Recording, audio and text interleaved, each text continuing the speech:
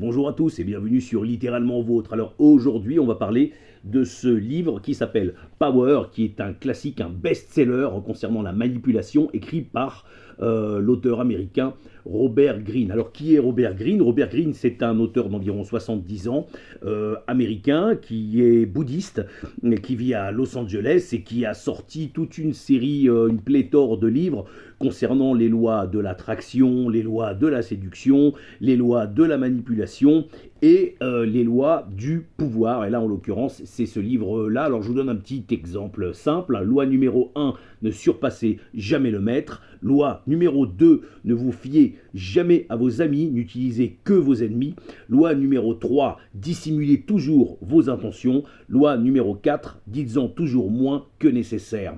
Ainsi de suite, ainsi de suite, ainsi de suite. Il y en a 48. Alors, il vous explique à chaque fois sur chaque chapitre les différentes lois à respecter si vous voulez devenir un maître en termes de manipulation politique, ce qui vous permet aussi de voir arriver les coups au sein d'un secteur professionnel, de la politique ou même dans vos relations tout simplement personnelles, amicales, émotionnelles ou affectives.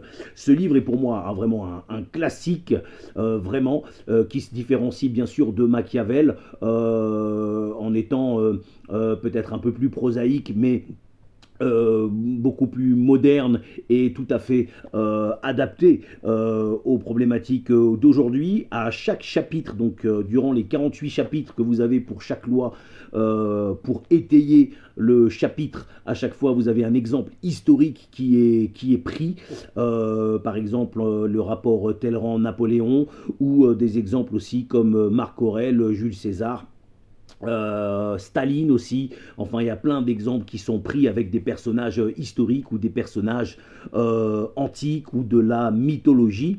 C'est un livre qui est passionnant, qui se lit très vite, que je conseille même aux plus jeunes, qui est facile à comprendre, qui n'est pas très, je dirais littéralement compliqué à comprendre. Il n'y a pas des mots compliqués ou des formules compliquées philosophiques.